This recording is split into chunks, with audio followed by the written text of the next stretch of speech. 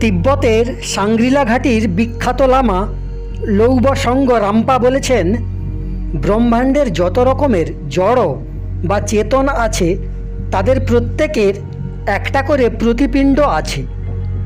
যেমন চুম্বকের দুটো মেরু আছে, তেমনি এই বিশ্বে যেখানে যেখানে ব্ল্যাক হোল আছে সেখানে সেখানেই অন্য বিশ্বের সঙ্গে তাদের সম্পর্ক রয়েছে। যে কোনো ব্যক্তি বা যান এই ব্ল্যাক হোলের কাছাকাছি যদি চলে আসে তাহলে সে তৎক্ষণাৎ তার মাধ্যমে অন্য জগতে চলে যায়। ভৌতিক বিজ্ঞানী হোরাল্ড বার্লিং মনে করেন এই সমস্ত ব্ল্যাক হোলই অন্তরিক্ষের কোনো লোকবাসীদের ক্ষেত্র। আর্জেন্টিনার বৈজ্ঞানিক রোমনি ডঙ্কো এই তথ্যকে স্বীকার করেছেন। ডক্টর ম্যাসন ভ্যালেন্টাইনের বক্তব্য, আজ পর্যন্ত অদৃশ্য হয়ে যাওয়া সমস্ত যান এবং মানুষ এক অন্য ডাইমেনশন এবং চুম্বকীয় পর্যাবরণের মধ্যে উপস্থিত হয়েছে, যেটা গ্রহান্তরের নিবাসীরা উৎপন্ন করেছে। বৈজ্ঞানিক আইনস্টাইন সময়কেই চতুর্থ আয়াম বলে স্বীকার করেছেন।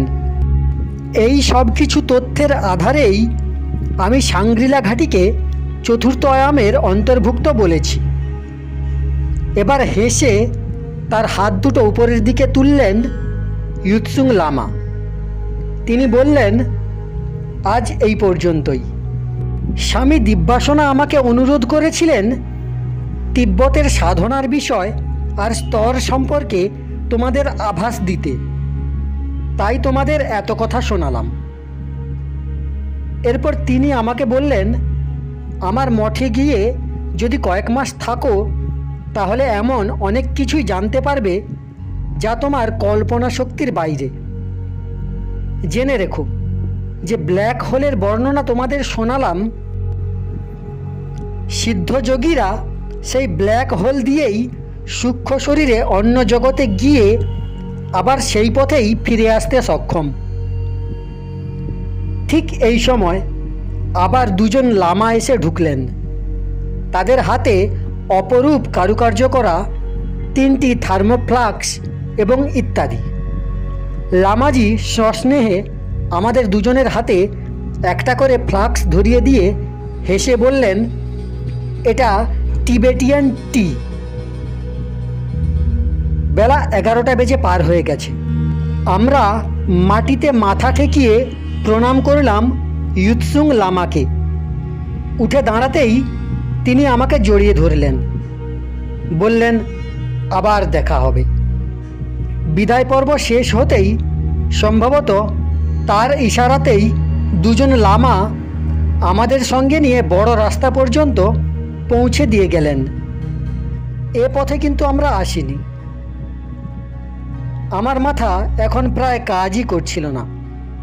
তাওয়াং মঠ, সাংগ্রিলা ঘাটি, সিয়াং মঠ, 4th ডাইমেনশন, ব্ল্যাক হোল সব মিলেমিশে একাকার। তালগোল পাকিয়ে গেছে সব। পথে মহারাজের সঙ্গে আর কোনো কথা হলো না। তিনিও সম্ভবত আপন চিন্তাতেই মগ্ন ছিলেন। রিক্সা থেকে নেমে আমরা যখন ভারত সেবাশ্রম সঙ্গে ঢুকলাম তখন ঠিক 12টা। আমাদেরও তাই। দুপুরের খাওয়া শেষ করে ঘরে আসতেই শঙ্কর মহারাজ ব্যস্ত হয়ে পড়লেন। 2-3টে ফোন করলেন। তারপর আমাকে বললেন, চলুন দাদা, এই বেলাটা স্বামী শঙ্কর ভারতীর কাছে কাটিয়ে আসি।